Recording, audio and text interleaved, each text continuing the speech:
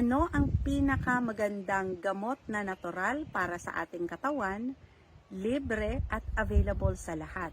Pero hindi natin pinapansin ito o di naman kaya hindi natin nabibigyan ng importansya. Ito ang pagtulog. Ang tulog ay napaka-importante. Ayon sa pag-aaral, kapag tayo ay tulog, ang utak ay nagre-repair. Ang katawan natin ay nagpapahinga at ang mga organs natin ay nagpapahinga rin. Kaya naman makapag-reset sila for the following day.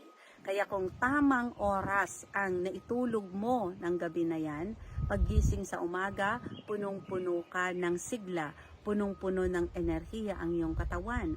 Ang utak ay napakatalas, ang paningin ay napakaliwanag, ang pag-uugali ay napakaganda.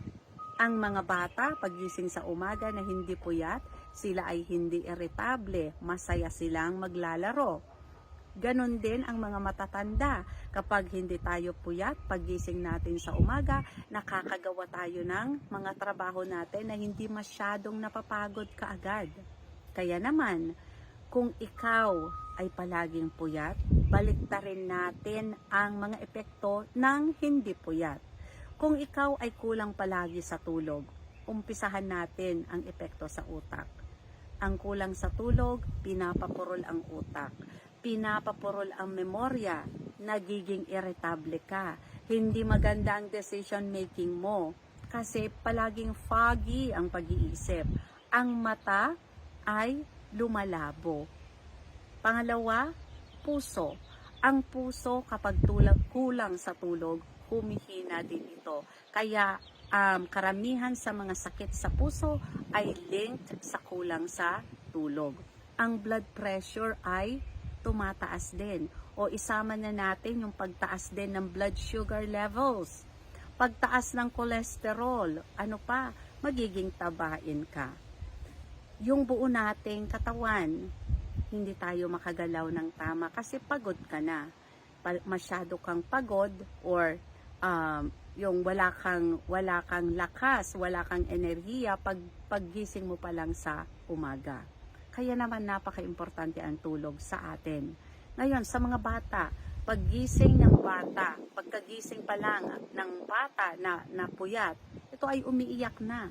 Hindi ito makapagbigay sa'yo ng peaceful day kasi iyak sila ng iyak, irritable, hindi mo maintindihan kung ano ang gusto. Tulog lang pala.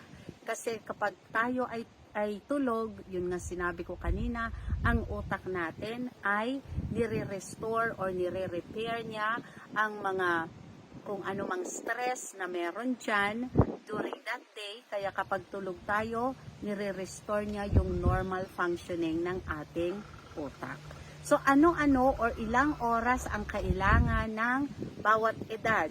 O sa mga bata na hindi pa nag-aaral, kailangan nilang matulog ng hanggang 12 hours. Yan yung maximum amount of time na kailangan nilang itulog sa isang araw. Sa mga nag-aaral naman na mga bata na hindi pa teenager, kailangan nila ng 9 to 12 hours. Sa mga teenager naman, kailangan nila ng 9 to 9.5 hours na tulog. Kasi may tinatawag na second phase ng cognitive development.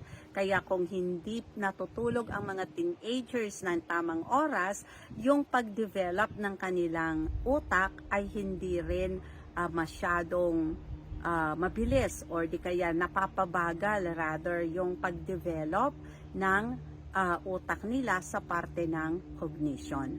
At sa mga matatanda naman, kagaya na natin, kailangan nating matulog ng 7 to 8 hours.